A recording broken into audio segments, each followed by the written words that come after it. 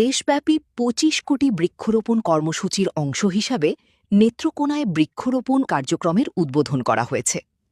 শনিবার দুপুরে নেত্রকোনা সদর উপজেলার চল্লিশা ইউনিয়নের বাইপাস মোড়ে এ কর্মসূচির উদ্বোধন করেন নেত্রকোনা ২ সদর বারহাট্টা আসনের সংসদ সদস্য অধ্যাপক ডাক্তার মোহাম্মদ আনোয়ারুল হক। এ সময় উপস্থিত ছিলেন জেলা প্রশাসক খন্দকার মুশফিকুর রহমান, পুলিশ সুপার মোহাম্মদ তরিকুল ইসলাম, জেলা পরিষদের প্রশাসক অ্যাডভোকেট নুরুজ্জামান নুরু, সড়ক ও জনপথ বিভাগের নির্বাহী প্রকৌশলী মাহমুদ আল নূর সালেহীন সহ প্রশাসনের ঊর্ধ্বতন কর্মকর্তারা এবং স্থানীয় বিএনপি নেতৃবৃন্দ।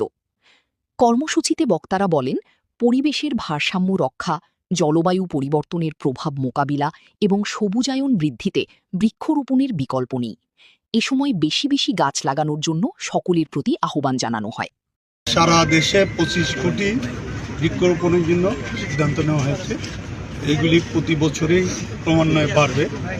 তারা স্কুল, কলেজ সহ সব সেক্টরেই আমরা এটা করার জন্য আমরা উৎসাহ দিচ্ছি।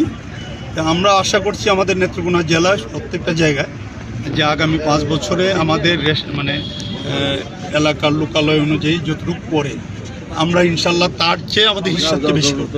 আমরা নিজেরাও উদ্যোগ নেব, অন্যান্য এনজিও পাশাপাশি আমাদের যে বিভিন্ন সংস্থাগুলি আছে তাদেরও সহযোগিতা নেব, আমরাও সহযোগিতা করব, পাশাপাশি প্রশাসন সরকারের পক্ষ থেকে সহযোগিতা করবে।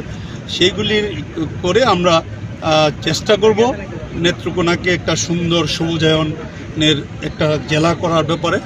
সেই লক্ষ্যে আমাদের যে মাননীয় প্রধানমন্ত্রী কর্মসূচি দিয়েছেন, সেই কর্মসূচি যদি আমরা বাস্তবায়ন করি ইনশাল্লাহ বাংলাদেশে যে ভারসাম্য, জলবায়ু এবং আবহাওয়ার যে ভারসাম্য সেটা রক্ষা হবে এবং মানুষের এটার সাথে অনেক কিছু জড়িত, রোগ বালাই সহ বিভিন্ন পরিবেশের কারণে এগুলি যে দূষণ, পরিবেশ দূষণ থেকে শুরু করে জানেন যে এই বৃক্ষগুলি কার্বন ডাইঅক্সাইড গ্রহণ করে আবার অক্সিজেন মানুষের জন্য কিংবা এর জন্য ছাড়ে আবহাওয়া।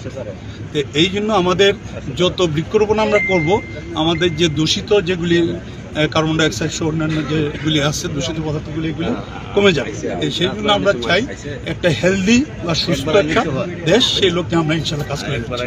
মেসেজ আকারে যাচ্ছে মাননীয় প্রধানমন্ত্রীর যে কর্মসূচি, আমরা মনে করি যে বৈশ্বিক গ্লোবাল ক্লাইমেট চেঞ্জ মোকাবেলা এটা অভিনব কর্মসূচি গৃহীত হবে। নির্মিত বাইপাস সড়ক, এইখানে বৃক্ষরোপণ কার্যক্রমের উদ্বোধন করা হয়েছে।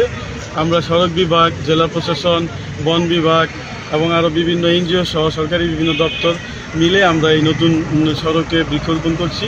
এছাড়াও পরবর্তীতে নেত্রকোনা জেলার যে অন্যান্য সড়ক আছে সব জায়গায় পর্যায়ক্রমে আগামী ৫ বছর বৃক্ষরোপণ কর্মসূচি